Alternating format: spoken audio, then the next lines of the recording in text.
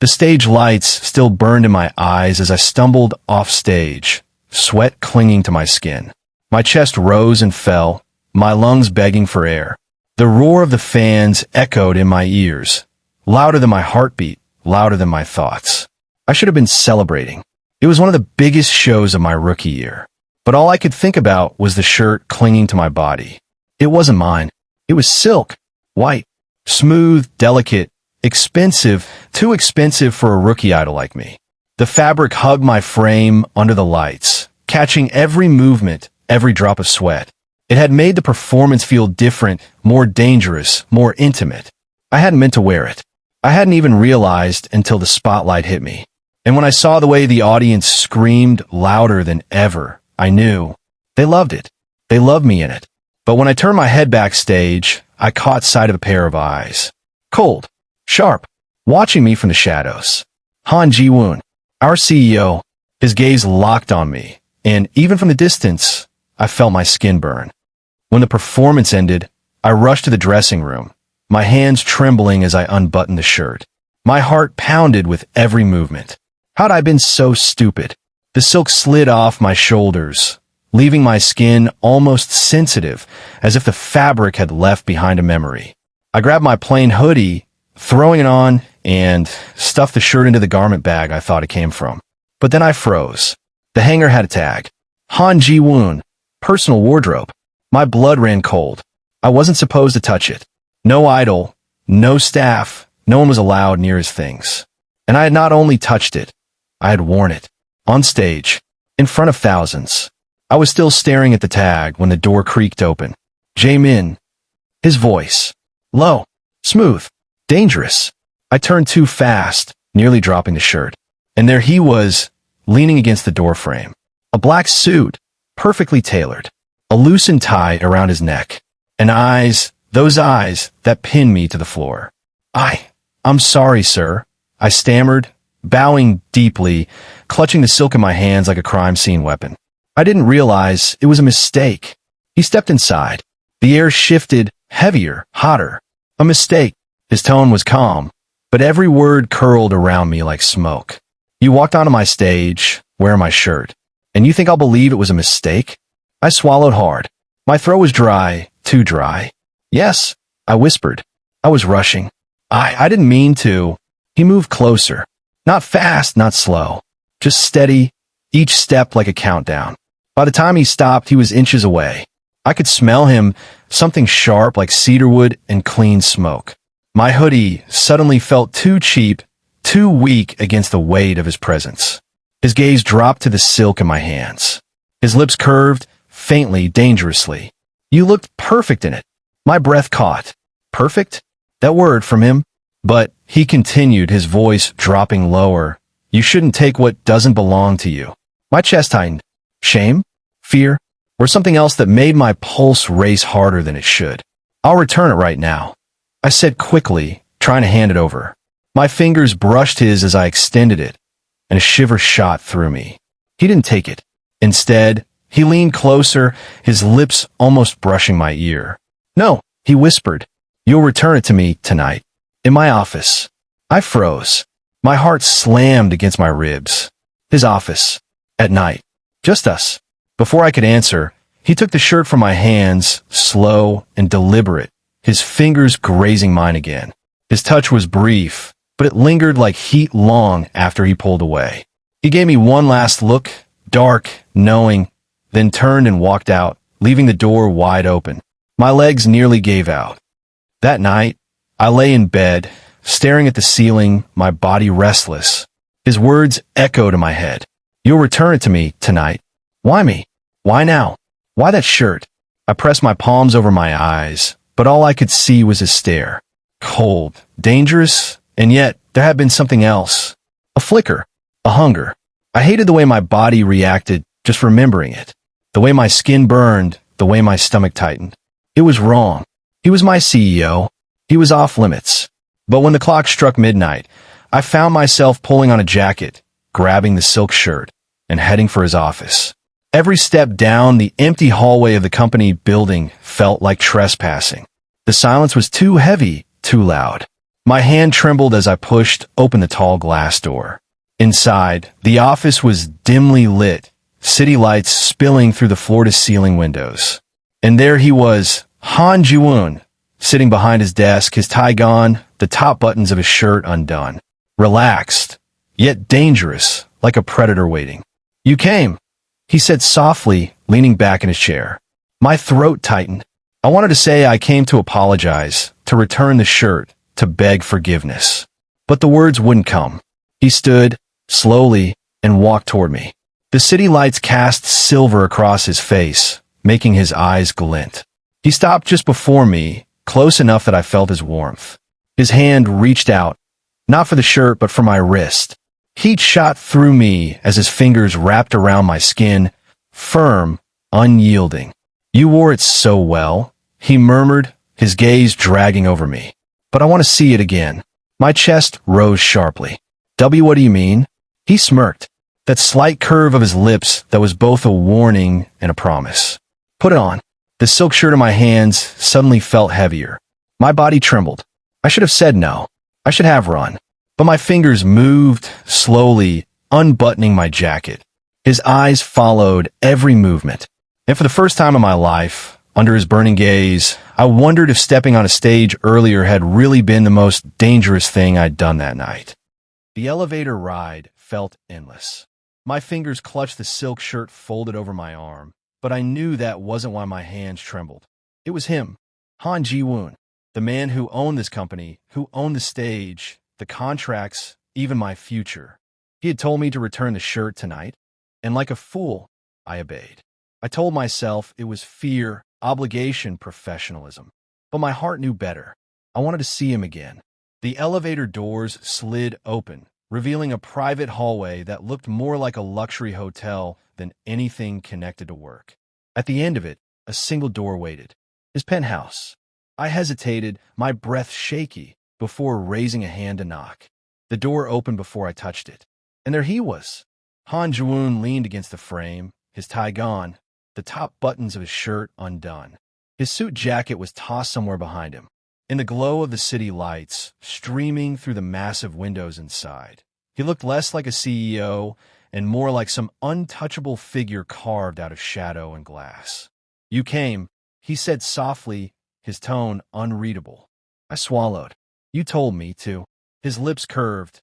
Not a smile, not exactly, but something sharper. "And you listened." He stepped aside, motioning me in. My legs felt weak as I crossed the threshold, the silk shirt pressed tight to my chest like a shield. The penthouse was breathtaking. Floor-to-ceiling windows revealed the city glowing beneath us. The room was filled with clean lines, dark furniture, and a silence so heavy I could hear my heartbeat echoing in my ears. "Give it here," he said suddenly, his voice slicing through the quiet. I startled, then held out the shirt.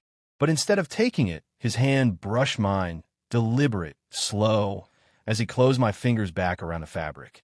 "Not like that," he murmured. "Word again." My chest tightened. "What?" He tilted his head, his piercing eyes pinning me in place. "Put on. I want to see it on you. Now." My breath caught. Every part of me screamed that this was wrong, dangerous. But my hands moved anyway. I set down my jacket and hoodie, my fingers fumbling with the buttons as I slipped into the silk shirt. The fabric glided over my skin, cool and smooth, and suddenly I felt exposed, more exposed than I had ever been on stage. His gaze followed every movement. When I finished, I dared to glance at him. His eyes burned. "You really don't know what you do to people, do you?" he said softly, almost to himself. I blinked. I don't understand." He stepped closer, slowly, deliberately, until he stood right before me, the difference in our heights forcing me to tilt my head back. His hand lifted, not touching, just hovering above my shoulder, close enough that the air between us seemed to vibrate. "Why are you doing this?" I whispered, my voice trembling. His smirk was faint, but his eyes, they weren't cold anymore. They were hungry. "Because you look too perfect in it," he said, his tone low and rougher than before. "And I don't share what's mine." My lips parted, but no sound came out. My mind screamed at me to run, but my body betrayed me. My chest rose and fell faster, my skin tingling as though the silk wasn't fabric at all, but his hands. Yours. I finally managed. I'm not. Before I could finish, his hand brushed against the fabric at my chest, fingers tracing lightly down the silk. I shivered so hard I had to bite back a sound. You wore my shirt, he murmured, his eyes locked on mine. You made it unforgettable.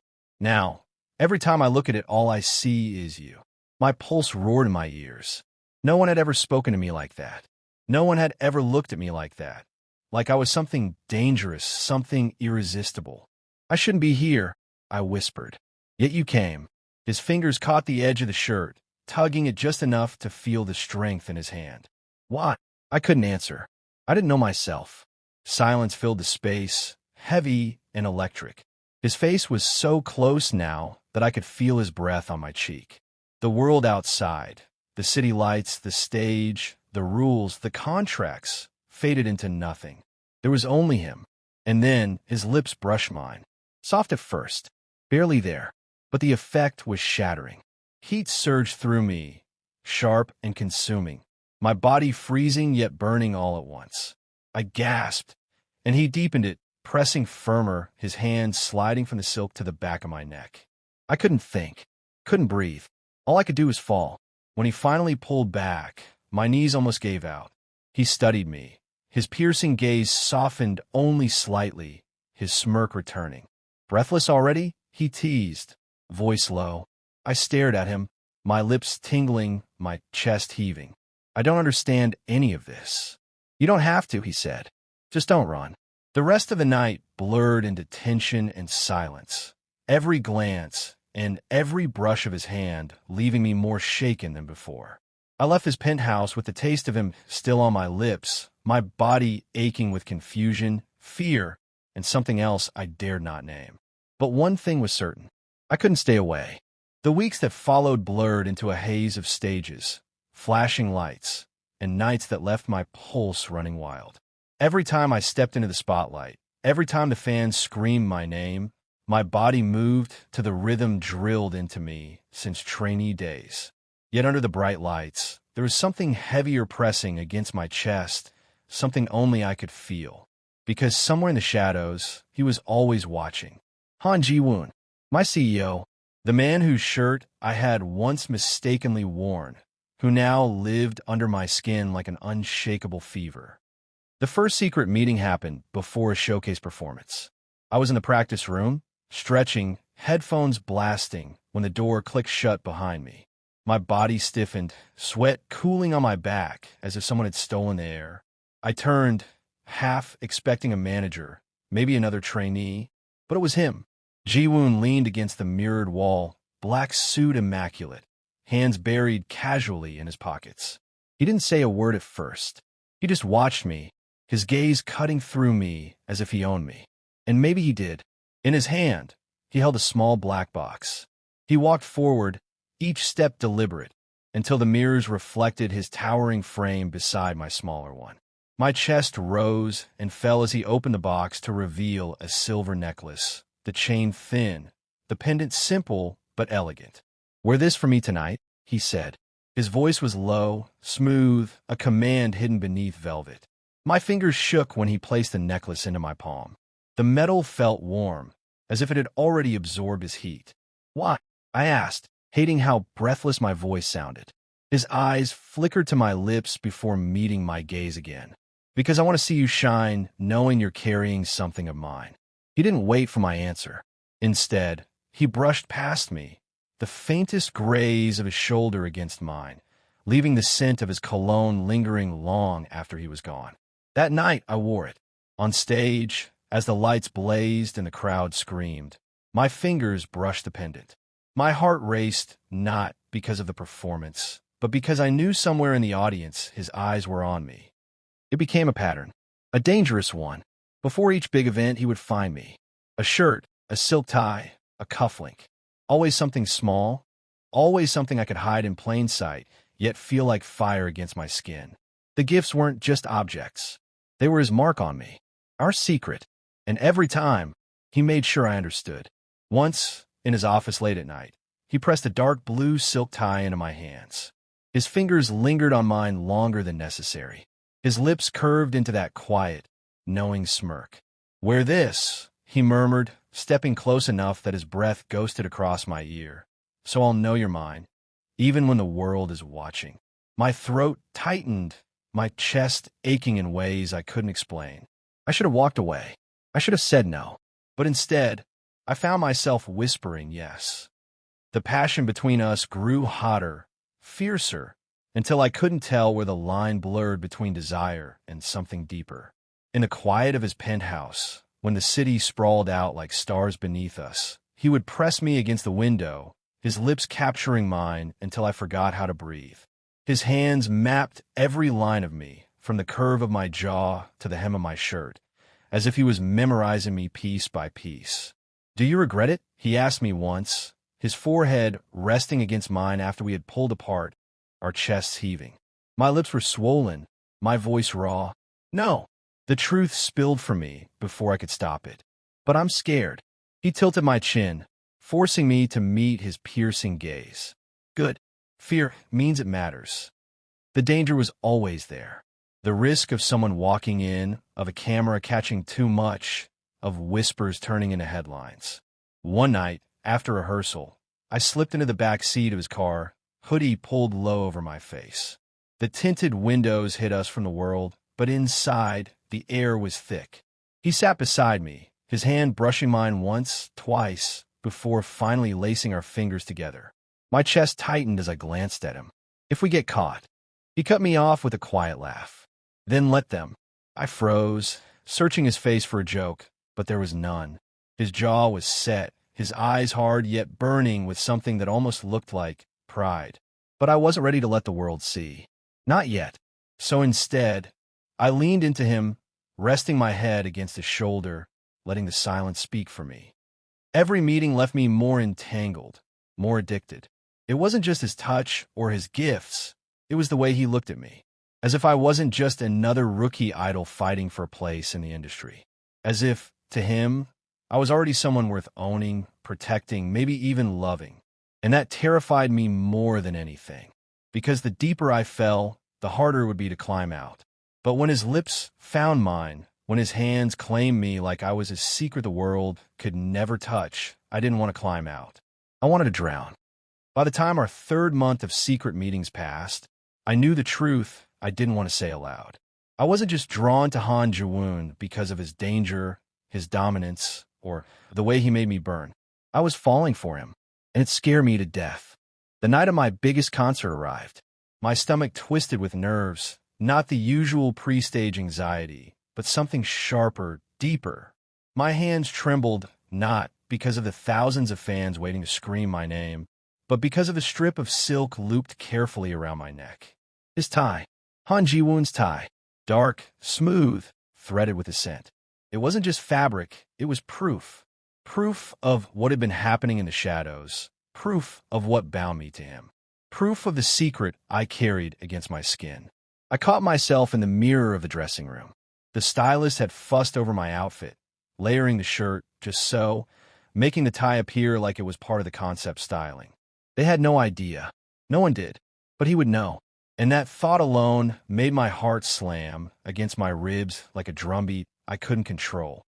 Backstage buzzed with chaos, crew shouting, lights flickering, the hum of equipment being checked one last time.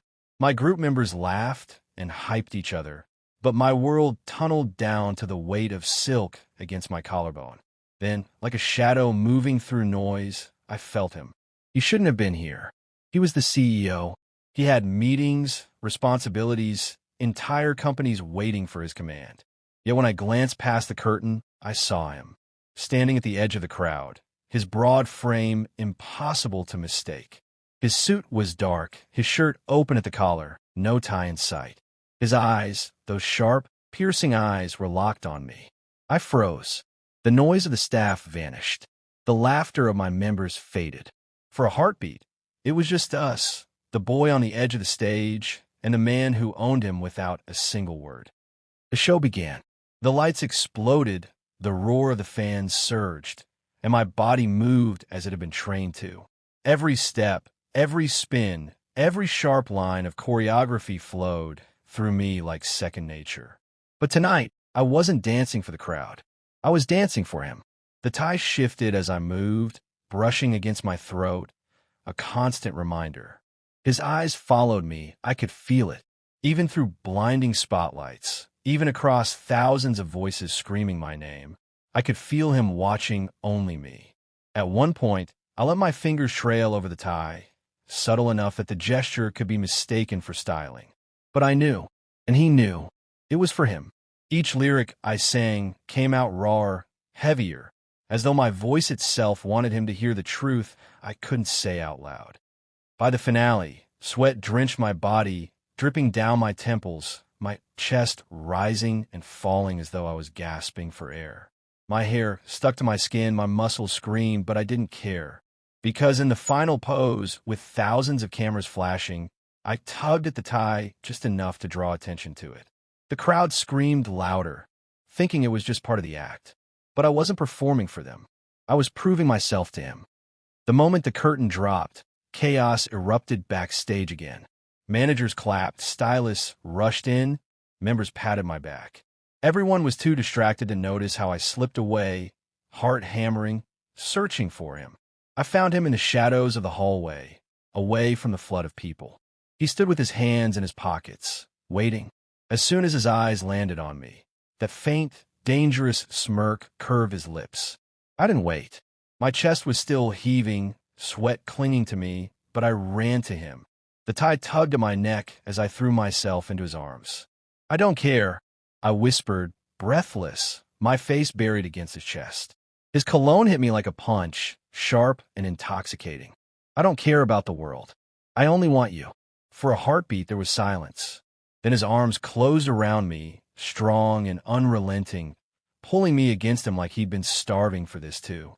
His lips found mine in the dim hallway, urgent and claiming, his hand cupping the back of my neck. The silk of the tie caught between us. The kiss was rough, desperate, as if he was branding me in ways no one could ever erase.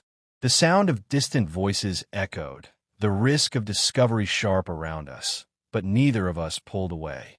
When he finally broke the kiss, his forehead rested against mine. His voice was low, rougher than I'd ever heard it. "You're mine," he said, and tonight the whole damn world saw it. The silk tie pressed between us, carrying the heat of our bodies, the weight of our secret. But for the first time, I didn't feel fear. I felt free.